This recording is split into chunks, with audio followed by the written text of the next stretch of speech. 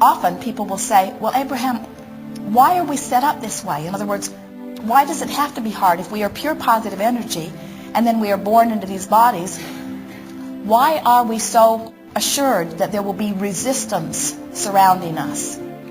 Why does there have to be so much that we worry about that gets our attention and that sets up resistance within us and keeps us from being in the place of allowing that we so much want? And we say, it is because the benefit of the contrasting environment is millions of times more valuable than the negative is detrimental. In other words, if you did not have the ability to discern difference, you could not prefer. And if you could not prefer, you could not vibrationally summon source. And if you could not vibrationally summon source, then we would all cease to be. And so the entire universe is based upon our ability to conclude the new idea, which is the summoning forth of the new life into the new space.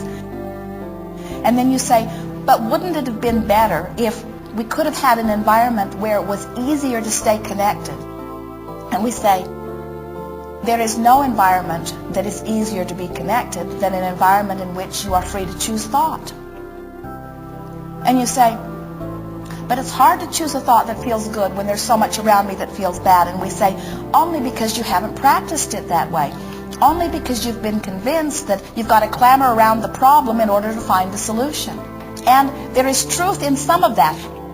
The clamoring around the problem is what is giving birth to the desire, you see. And so it's all an integral part of all of this. There are some who say that we should not encourage you to have desire. And yet, we cannot stop you from having desire. The universe is established to produce desire. There are some who say it is inappropriate to have desire, and we say those are only those who have not figured out how to find vibrational alignment with the desire, so the desire is always painful.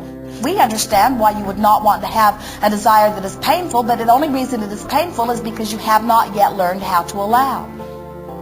So then you say, well, how do we allow? And we say, you find a thought that feels good and practice it until it becomes your proclivity. And you say, oh, that's far too simple. There's got to be something bigger than that. There's got to be something a lot more than just feeling good. And we say, there is nothing more important than that you feel good. Because when you feel good, you've got control of your vibration. And when you've got control of your vibration, you are the deliberate creator of your experience. So when you say, why do we have to allow? We say it is because you were born into an environment where there are choices. You were born into an environment where there is variety. In other words, if you lived in a household where everybody thought exactly the same way and nobody had any contention about anything, everybody wanted everything exactly the same. You were all born to love pizza, and you were all born to love milk, and you were all born to love the color yellow, and you were all born to love hardwood floors instead of carpeted floors. And you were, in other words, if you were all born with these samenesses, you say, oh, we would get along so famously. We all sing the same songs and we do the same things, and we say you would not be stimulated to a new idea, and a continuing life force could not continue to be drawn within you because we all need an active calling. That's big. We all need an active calling. There has to be an activation of that summoning of energy. And as long as there is an activation of that summoning of energy, then life continues, and it is our promise to you that life will always continue. And so you say, well, this activation of this energy is a good thing, but my resistance to it is not a good thing. Why do I have to learn allowing? And we say, you would not have to learn allowing if you had not learned disallowing. And you say, that's my point exactly. Why was I born into an environment where I learned disallowing?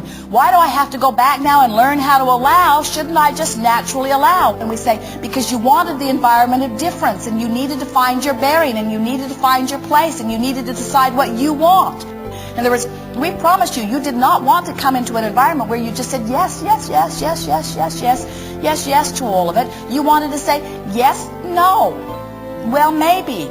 Well, what do I think? What do I conclude? What is my preference? Otherwise, your perspective has no value if you are not here to decide, to discern, to prefer something new, you see. So then you say, but I thought we are all one. And we say, we are all one, playing off one another for the purpose of coming up with a new idea. And you say, well, it's painful because now I have to learn how to allow all over again. And we say, you'll be all right. You can use your guidance system to know. If you don't get too far from where you are, it's always easy to bring yourself back to center. And even if you do get far from where you are, it's still easy to bring yourself back to center. It just takes deciding that feeling good is worth something. And practicing with real determination to feel good for no other reason than to feel good.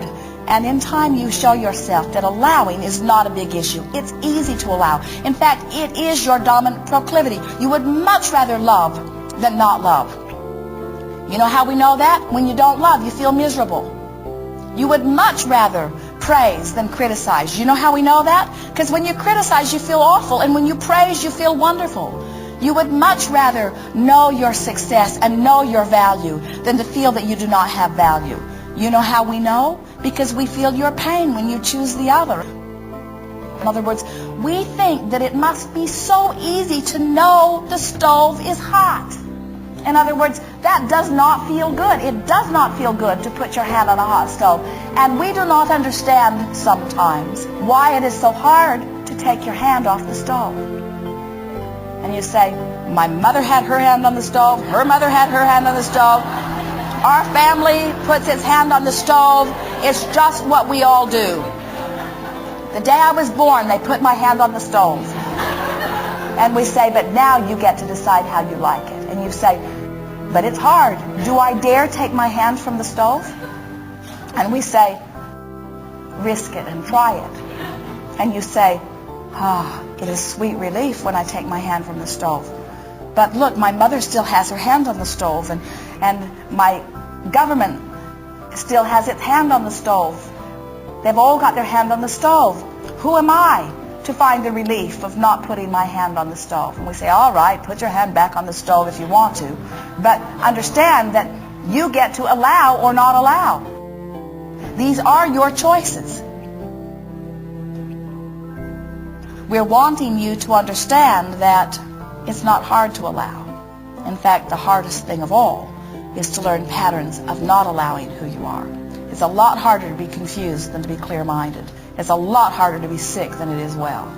It's a lot harder to not have enough money than to have enough money. It's a lot harder to be negative than to be positive. It's a lot harder to be pessimistic than to be optimistic.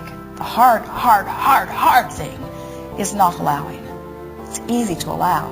You just have to give yourself permission to do it and practice it a little bit. You are on your own in this, and you like it that way. You came into this environment knowing that you would be an individual consciousness that would have your individual preferences, and that anything that you in your powerful individualness identify as your desire source energy will answer. It is our expectation that you will prove to yourself that you have the ability to let it in. It is so much easier than you think. There's just one thing that you have to remember. It is good to feel good. It is good to feel good. Clarity is your natural state of being. Healthy is your natural state of being. Eager is your natural state of being.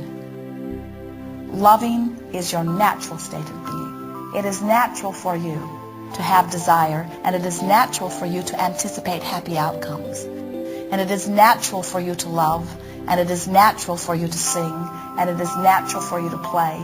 It is natural for you to skip. It is natural for you to be joyful. It is natural for you to know well-being. It is natural for you to expand. It is natural for you to question. It is natural for you to find interest. It is natural for you to want more. And it is natural for you to feel good. And anything else is resisting the natural state of who you are. There is great love here for you. We are complete.